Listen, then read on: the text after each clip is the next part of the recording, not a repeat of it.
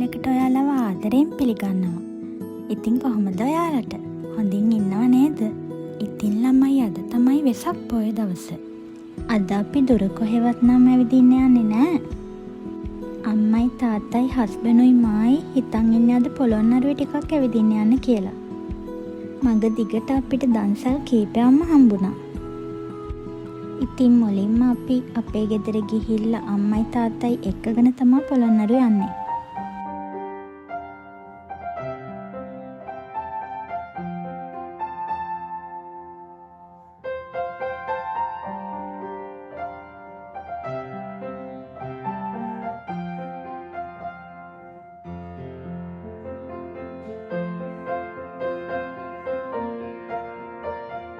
අපි මුලින්ම ගියේ මේ ඇත්තු 3 දෙනා ඉන්න තැනට.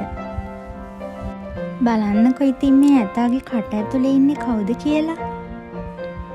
හරිම තැනක තමයි එයාගේ ලේන් කූඩුව හදලා තියෙන්නේ. මෙතනින් ටිකට් අරන් ඇතුලට යන්න පුළුවන් පාක් එකක් තියෙනවා. ඒත් අපි ඒක බලන්න නම් ගියේ නෑ.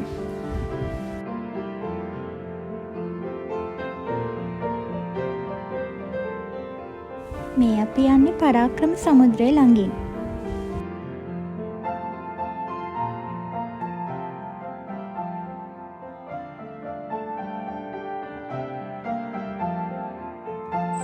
අපි අද ටිකක් දවල් වුණ නිසා අපි ටිකක් බඩගින්නේ තමා හිටියේ. බද්දන්සල් තිබුණත් ඒ වගේ පොලිම වැඩි නිසා අපි එව්වට ගියෙත් නෑ. ඉතින් අපි මුලින්ම ගියේ දවල් කෑම කන්න රෙස්ටරන්ට් එකකට.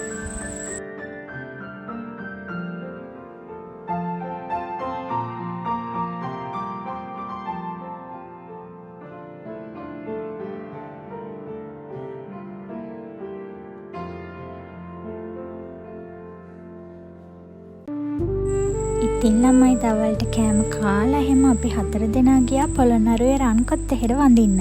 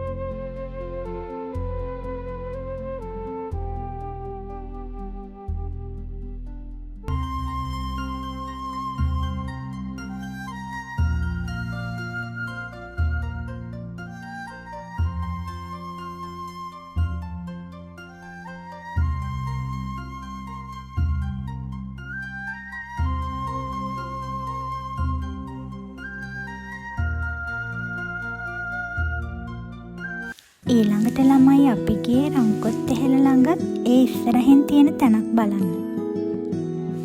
ඒක පොඩි ගල් කන්දක්. ඒකට කියන්නේ පොළඟක් ගියපු ගල කියලා. එතන ටිකක් උඩටම නගින්න තියෙනවා. ටිකක් නගින්න අමාරුයි ඉතින්. ඒත් අපි කොහොම හරි උඩටම නැග්ගා. එතන කන්දේ උඩටම නැග්ගාම උඩම තියෙන ගලේ මෙහෙම සලකුණක් තියෙනවා. ඒකට පොළඟ කියපු ගල කියලා කියන්නේ ඒ නිසා වෙන්න ඇති. බලන්නකො ළමයි මෙතනට රන්කොත් එහෙර කොච්චර ලස්සනට පේනවද කියලා.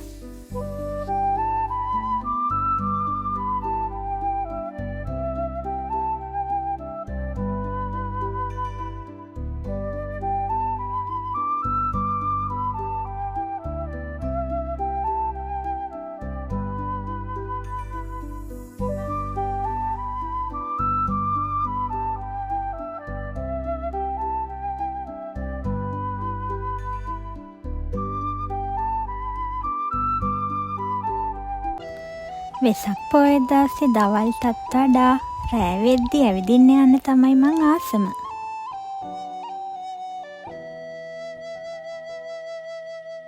වෙසක් හඳ පායලා තියෙන රෑට පාර දිගේ යද්දී ලස්සන වෙසක් කූඩු පාට බල්බ් වැල් දකිද්දී ඇස් දෙකට වගේම මගේ හිතටත් දැනෙන්නේ පුදුම තරම් සතුටක් සැනසීමක්. ඉතින් ළමයි ඊළඟට අපි පන්සල් ගියා බුදුන් වඳින්න.